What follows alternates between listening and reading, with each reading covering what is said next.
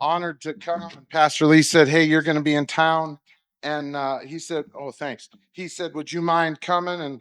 And I said, "Sure, I'd love to." And I'm already after that communion message. I don't even need to preach like that. And that dude's shirt, dude, I want that in a hoodie. I want to be like you. If I'd have known like that guy was doing the communion, I'd have worn my Air Jordans and I'd have just slunked in here like some gangster. Oh, I want to be like that dude right there. That's every week. Come on.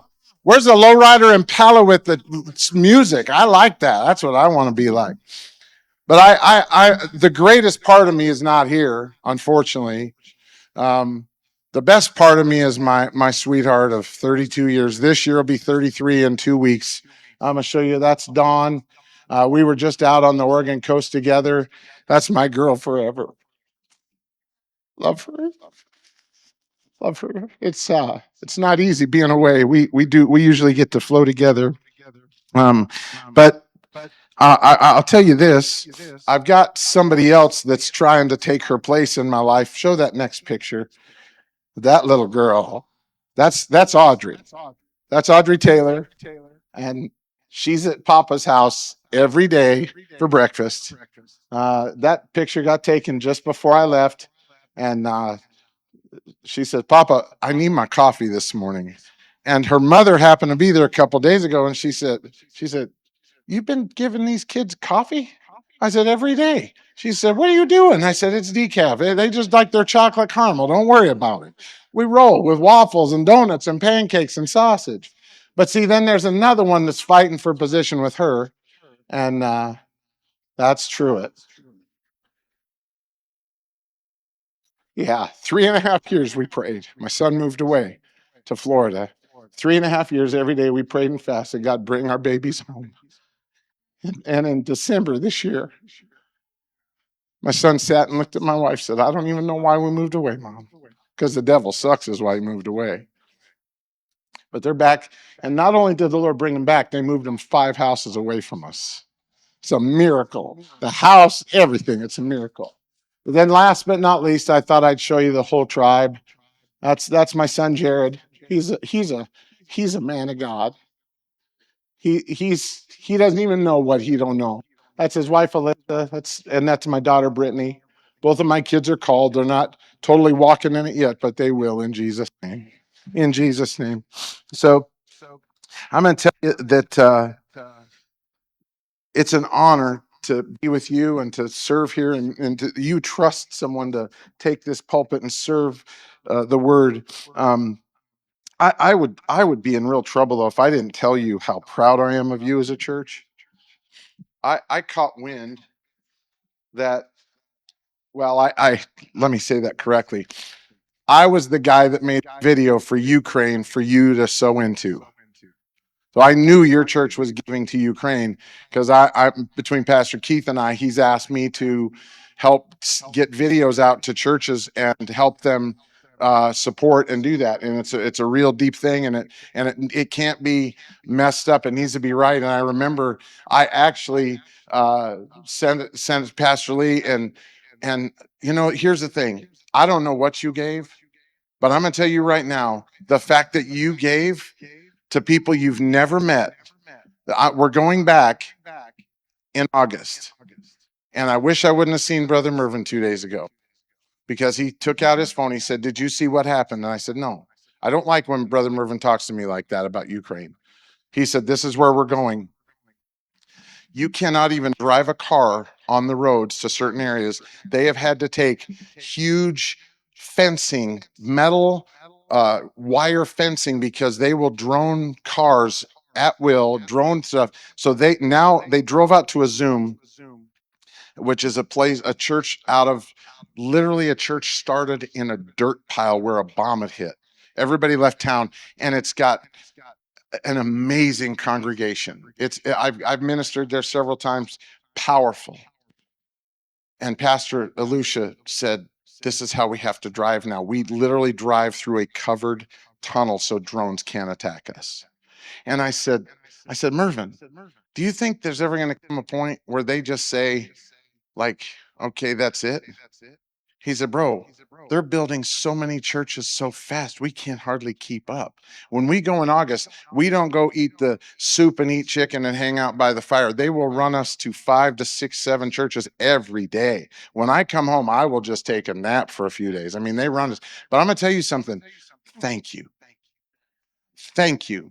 You're sowing into good soil. You are sowing into purpose. You are sowing. Listen, there's souls that one day, I know that song, Thank You for Giving, Lord. I believe it. There's going to be some souls walk up to you and say, hey, I was in Ukraine and you helped me. You know, you fed me some food. You helped us. We have literally taken land that they sold for pennies on the dollar. And because they had resources from churches in America, they can put up a building. And the second they put the building up, it's full to capacity. Thank you for doing that. So when I was praying,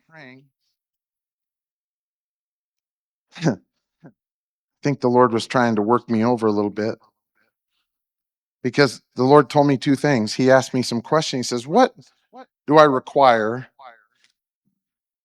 of a healthy Christian? I said, how am I supposed to answer that? He said, just start writing stuff down.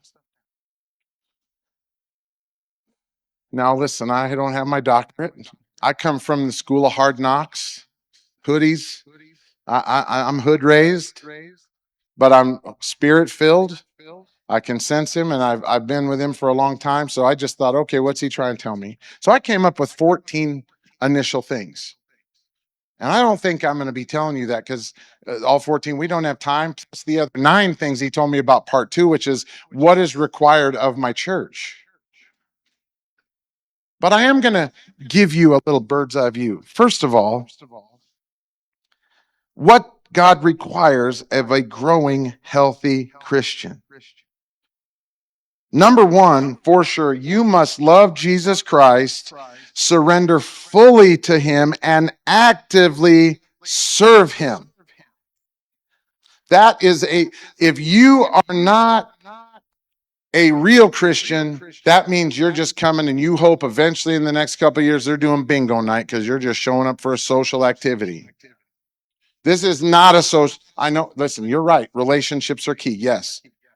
We are all in this together, but I did not come for the donut after. I came because I need an encounter fresh, and I need to know that there's other people in the ditch with me, and there's people I trust that if I fall down, they're going to come grab me. They're not going to kick me. They're going to help me. That all starts when you bow your knee to Jesus Christ and you make him Lord. So that is probably the number 1. Number 2, can you love your neighbor as you love yourself? Why did they have to put that one in there? That's a tough one. Because I've heard a lot of people say, I don't like you, but I guess I got to love you. You might as well not even say that. You don't love him. You're just trying to fool the big guy upstairs. But can you love God as you love yourself? That means that he wants to deal with you in your emotions, in your mind, in your heart. And I'm going to tell you something. This ain't ever going to expire till you go see him face. This is a battle we're going to fight over and over and over and over and over again. The battle that Elijah thought, there ain't nobody left. It's just me. Where's God? The battle that Jonah fought. I ain't going there. Those people are idiots. They don't deserve you. What do you? No. You're confused. Can you love God with everything in you as you love yourself? Can you be healthy emotionally, spiritually, physically? Number 3, love what God loves and hate what God hates. Number 4, share the good news of the gospel of Jesus Christ. Now, this is tricky. Why do you need to know the good news and gospel and be able to soul win when we've got so much YouTube and social media and 50 ways with ChatGPT? See, the Bible's pretty clear. Study to show yourself approved, a workman who need not be ashamed. If you don't know the Romans road, I'm going to tell you right now, you need to talk to somebody who does. Romans 3:23. Huh? Everybody's messed up. That's right. See, yeah, I'm with some hallelujah folks. They know. Romans 3:23, we've all messed up. Romans 5:8. But God, when we were screwing up, demonstrates. He shows up and says, "Hey, I love you. I forgive you. I sent my son Jesus." This is easy. Romans 6:23. I mean, these, and the final one, Romans 10:13. They got them up here. The paycheck for sin. Then everyone who calls on name, every person in the room, you should be able to lead somebody to Jesus and not even think about it. And you know what? In the next few years of this church growing, it's not going to be because of the cool signs and the little welcome banners. That's not going to be. You think, well, you dogging us? No, I love it. That's excellence. That's welcoming people in. But is somebody willing to get out at your job, at your house, in the apartment complex, at the Walmart, and feel the Spirit of God and say, listen, can I talk to you a second? Most of your encounters where you lead someone to Jesus probably will not be a stranger encounter. It will be somebody that you're cultivating relationship. I'm at the Menards. You don't have Menards here, do you? You know what Menards is? Say big money at Menards. It's a cool store. We love it. Kicks Home Depot's butts in Missouri. And I walk in, and we're in a season where we're raising money for human trafficking victims. We take them shopping for Christmas. I take last year, December, I think I took 17 ladies, I think. We raised $20,000. And we literally took the cash and we said, hey, we don't tell them because we don't want to make it weird, but we tell the leaders, hey, bring the bus to Walmart. And then we stand out and we say, here's an envelope, here's a sponsor, go get whatever you want. And some ladies just fall on the floor. They can't even believe what we're doing. So I'm raising money. I'm in Menards, and this guy walks up to me with a beard and a Menards tag. I don't even know who I'm talking to, but I feel this like, whoa, like you need to talk to that guy. So he hears me talking about this, and he's like, hey, that's really cool stuff. I said, well, hey, you could be a part of it. So I give him the info, and then nothing. And then I don't see the guy for a couple weeks. So then I walk back through the store, and I see him again, and I'm like, hey, how you doing, Dustin? And all of a sudden, I'm starting to cultivate.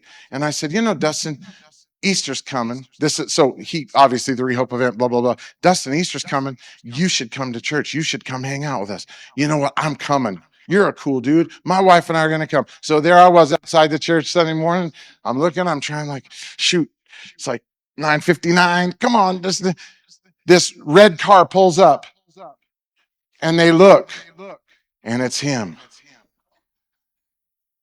And they drive off. And then I see him. I say, hey, you drove? Yeah, we just, I don't know. So I said, okay.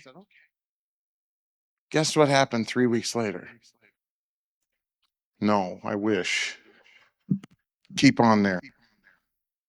Hey, where you at? I'm in my garage. I'm going to kill myself. I just bought the shotgun shells at Walmart. I'm going to put this gun in my mouth unless you stop me. Can I come to your house? Yes. Text me the address. Okay. He didn't show up for an hour. I'm sitting in the garage waiting. And oh, dear God, please don't let this guy kill himself. He drives into my lawn. He puts the car in park and then he just sits there. He sits there for 20 more minutes and I go.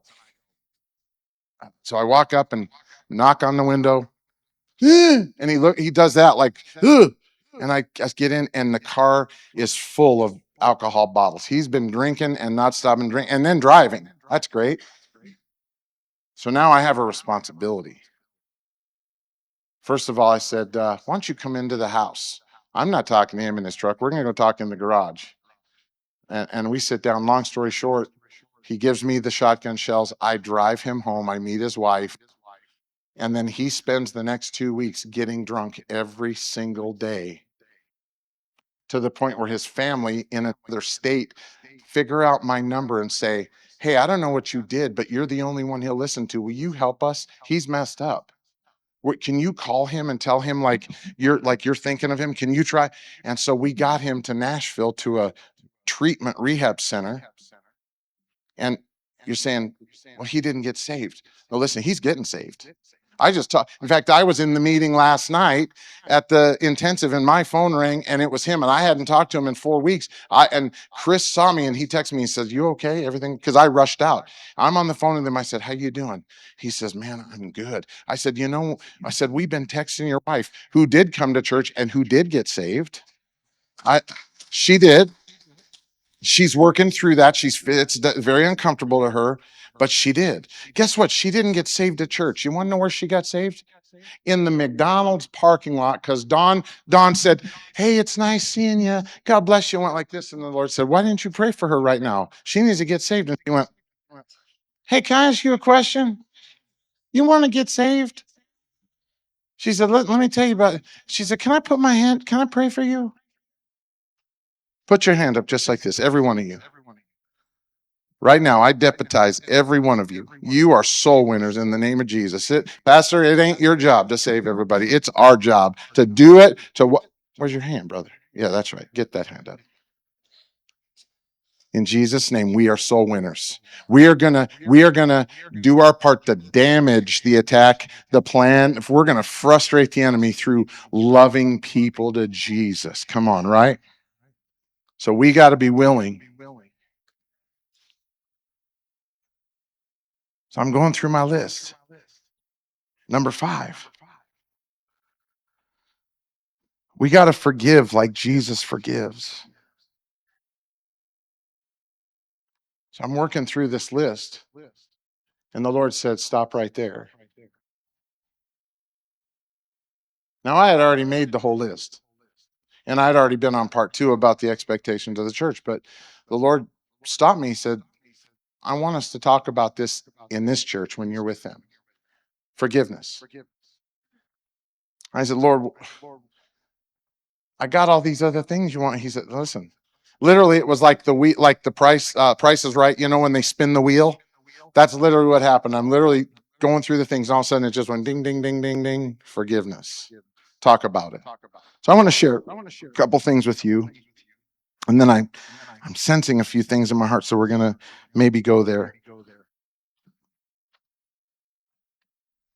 Forgive like Jesus forgives. That means that we got to let go of the past. That little communion thing, dealing with that, I was like, man, Lord, that's right on the money. We got to let go of past wounds.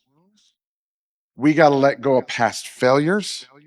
We got to let go of past disappointments.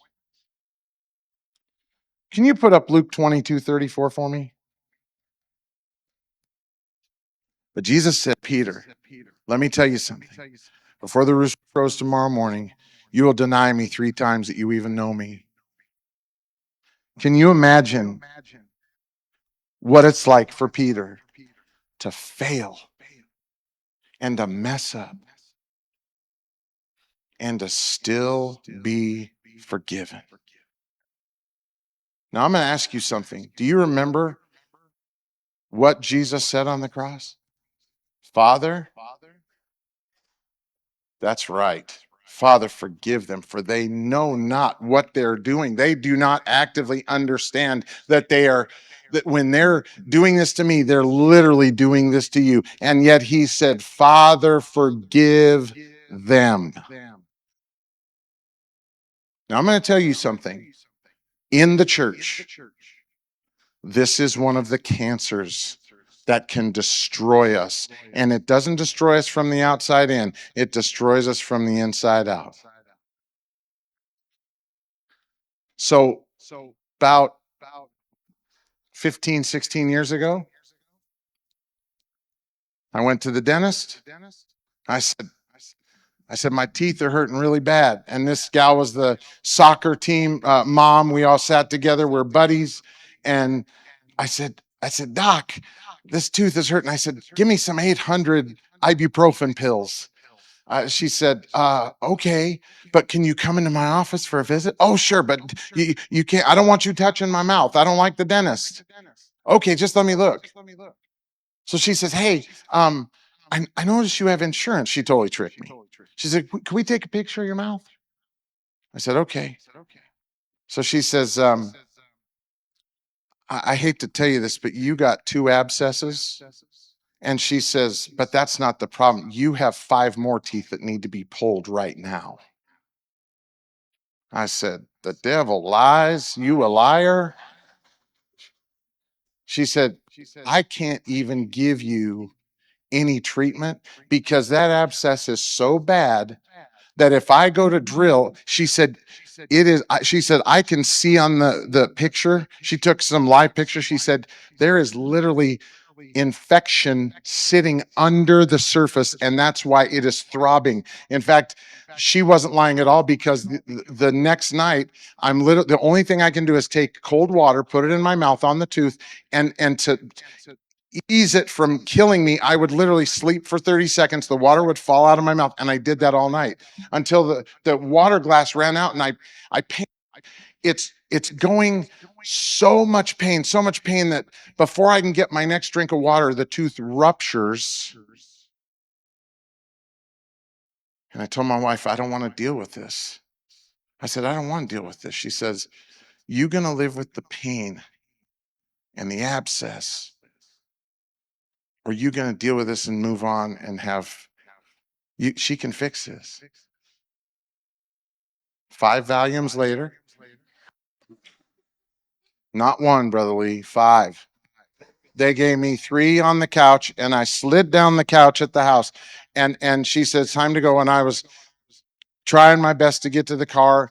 By the time I got to the surgeon's office, it had all wore off. So they rushed 2 more out to get me there.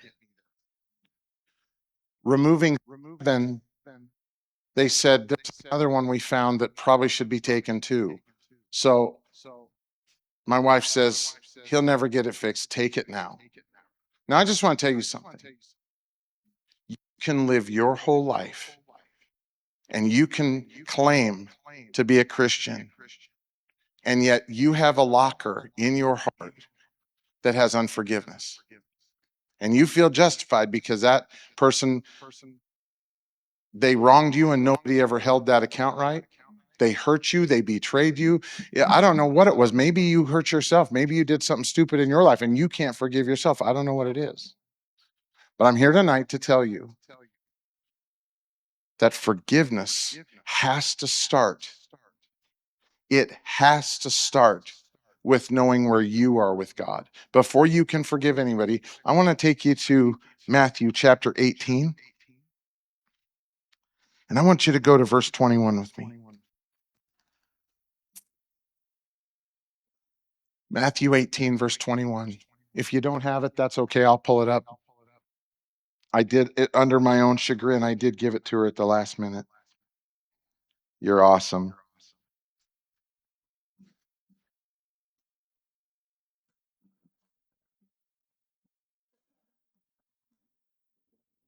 Oh, you're good. Go back to, yeah, perfect. Yep. Then Peter came and asked, Lord, how often should I forgive someone who sins against me? 7 times? No, not 7 times, Jesus replied, but 70 times 7. Now I'm just going to stop right here. This is not a theology on how many times you should forgive somebody.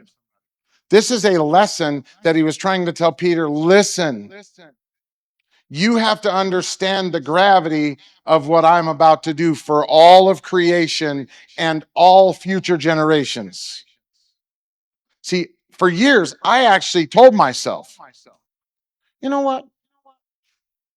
And here's how out of context I was. When I would sin, I would say, you know, Lord, forgive me for that. And I'd keep a scorecard. And I mean, I'm a pretty good sinner. I've done stupid stuff. And so I got to a point, and one day I said, Lord, I wonder if I've sinned in this area over 490 times. The Lord didn't answer me that way. He said, do you want to stop sinning? And I said, yes. See, the deal with sin is you have to understand what he has done for you first. So keep going. No, not 7, he said, but 70 times 7. Go to verse 23.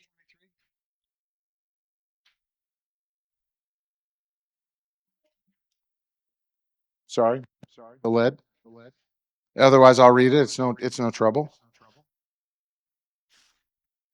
I'll just hustle through and she'll catch up. For this reason, the kingdom of heaven may be compared to a king who wished to settle accounts with his slaves. You know this story probably. When he had begun to settle them, the one who owed him 10,000 talents was brought to him. But since he did not have the means to repay, his Lord commanded him to be sold along with his wife and children, all that he had, and repayment to be made. Now, I'm just going to summarize this for time. In today's money, that was like $6 billion worth of debt he owed. There was no way he was ever going to repay it. So he literally gets forgiven. That means completely relieved and of no memory. And yet, here comes the backside of that little album. Somebody owed him like one of a million is what the context is. And it says he grabbed that guy by the throat. Who are you to hold hate in your heart? Who am I when he forgave me so much? And I know some of you are saying, but Pastor Timmy, you don't know what that jerk did. You don't know what they said. Listen, you do not need to hold hostage. There is going to come a day when every single account is going to be reconciled. I did not know Sister Mia was coming.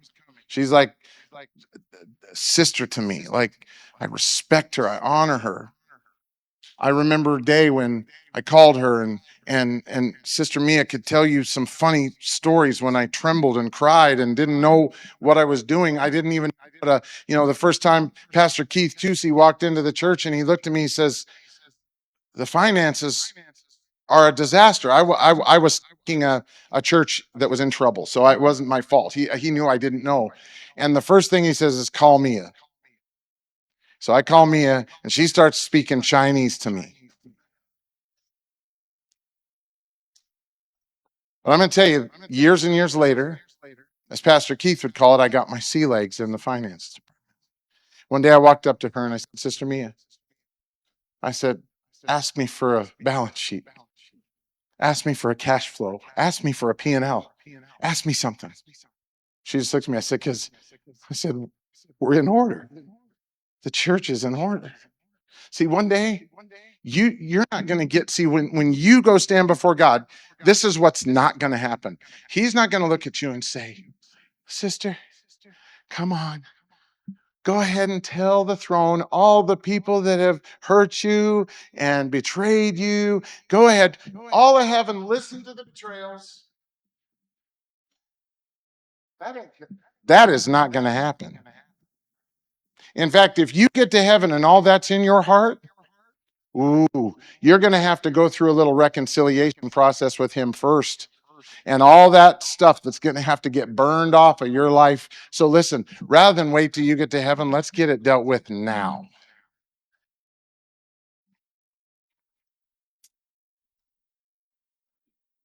See, if we're going to be healthy, if we're going to be healthy, if we're going to love, if we're going to share, if we're going to forgive. Number 6, if we're going to be generous. See, I don't tell people I'm a tither. I'm not a tither just because I could tithe. I am generous. In fact, this whole trip, I told the Lord, I said, I want to be, in fact, I'll tell you what happened. I got my world rocked. I was listening to I don't know what they call it now, a webinar. Pastor Keith and Pastor Rick Paladin put out a webinar about generosity. It rocked my world. And I literally got with the Lord. I got alone and I said, listen, I said, forgive me for having wrong mindsets. I'm 53 years old. I've been pastoring and I've been in the ministry for a long time. And I told, forgive me because I said, I got some wrong mindsets. I want to be someone who is generous all the time. I looked over and some QR came up in it and I was like trying to give, I just want to sow into the church. This is good ground. This is good soil. I want to have opportunity. But then it sent me to something to want me to sign up for the church and have a call from the pastor. And she goes, oh, they got the wrong QR. I'll get it to you later. But before I leave, that's okay. Yeah. It wasn't her. It was, we just forgive him. But I want to be in the good place. I want to sow into this good soil. So let's go back for just because I do not have time to take you through the next several things. Is there anyone in this room? Now, listen, I love what Pastor Keith says. We're Pharisee free. If they had Pastor Keith around, has he probably said that? If you know NRP, he says we're Pharisee free. What I mean by that is I have no intention to bring any embarrassment to anyone, no shame. Because listen, I have had to forgive and deal with things like rejection, betrayals, word curses.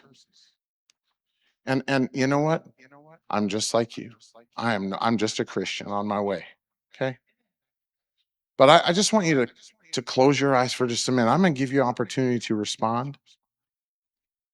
I believe the Lord wants to do some things in regards to forgiveness. Here's how I will communicate this to you tonight. If there is some unfinished lurking things in your heart, maybe maybe years and years old, and you thought, you know what, just because I just push it away and it'll go away, that's not true. You got to forgive. Maybe you love Jesus, but you've locked that door. I hear the Lord saying, I want to unlock that door and I want to clean that room out. I want to bring some freedom. I want to lift that and do some things in you, but I can't until you let me open that door. If there's one in the room that there's maybe something you've struggled to forgive, or maybe you can't forgive. Maybe you are struggling in that realm, or maybe it's even you can't give yourself. Whatever it is dealing with, if there's any unforgiveness in you at all, will you just stand where you're at? Anybody at all? I'm just going to speak over you and pray for you. Anybody at all? There might be an issue of unforgiveness at all. Can you stand? I just want to pray for you. Thank you. Glory.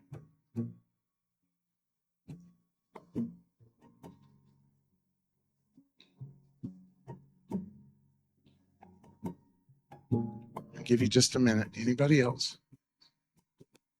Praise God.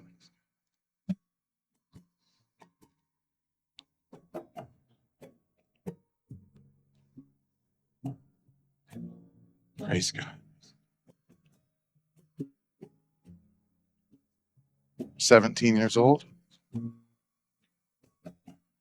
My dad was dropping me off from a weekend visit. My mom opened the door and she said, "Get in here." She pointed to my dad and I. She sat us down at the table.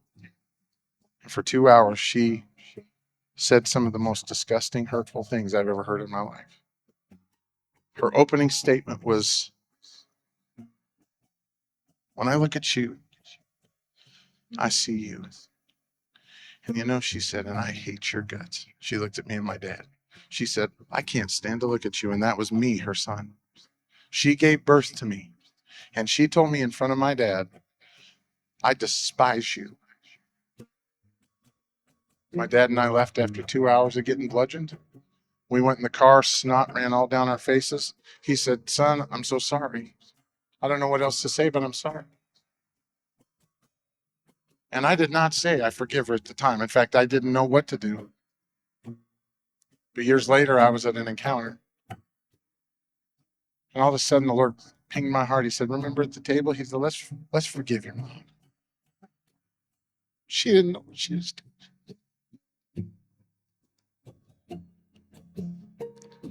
When I was 11 years old, I was victimized by somebody.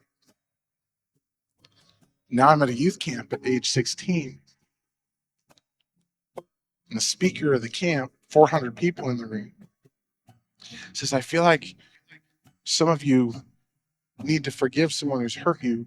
If that's you, would you stand?" And 300 of the 400 stood up. And the speaker fell on his knees and wept. He was so overwhelmed, he couldn't deal with it. He said, "I can't pray for one of you. We don't have time." He says, "But what we're going to do," he says, "you're going to take a step forward And you're going to proclaim right now, I forgive. And he goes, some of you might have to put your hand over your mouth, whatever it is, and you're going to say, I forgive them. And he goes, for the rest of your life, when the devil reminds you that wasn't real, you're going to say, no, it was. I not only forgive them, but I bless them. And I'm not speaking evil over them. And so for the next several years, I'm literally blessing and forgiving this person who victimized me at a young age. You guys know Generations Church, Pastor Cochran? NRP's having a conference there. And we had a guy named Jim. I can't remember Jim's name. Jim Anderson, my God. And Jim Anderson's doing this amazing teaching, and I'm back in the sound room in Generations Church, and I'm just minding my own business, and I'm going through my accounts. I'm like, no, I'm good. Everything's good. And the Lord just stopped me and said, go have Jim pray for you right now. I said, wow, I'm good. He goes, go have Jim pray for you. So I walk up. Jim's on the right side. I walk up. I say, hey, Jim, I don't know. I think I'm good in my heart, but I said, I think the Lord said for you to pray. And instantly he just goes, whoosh. I mean, like we go into another, like a time warp, and he puts his hands on me and he begins to break off and declare and destroy. And I kid you not, that was at 11:21 a.m. I tell you that because at 1:15 a.m. I'm at the Walmart parking lot because my wife's getting deli meat for the break for a sandwich. And she walks out and she looks at me and she says, you remember that little victimization thing when you were a kid? I said, yes. She goes, that guy wants to call you, and he called someone we know, and they want to know if he can have your phone number. I said, what? I said, give him my number. I go to the hotel. I call him on the phone. He says, is this Pastor Tim? I said, yeah. He says, you remember when we were kids? I said, yeah. He says, I wanted to call and apologize and ask for your forgiveness. And he says, I've wanted to call for over 20 years. He says, I just want you to know the devil had me. And he says, I had some demonic things in me.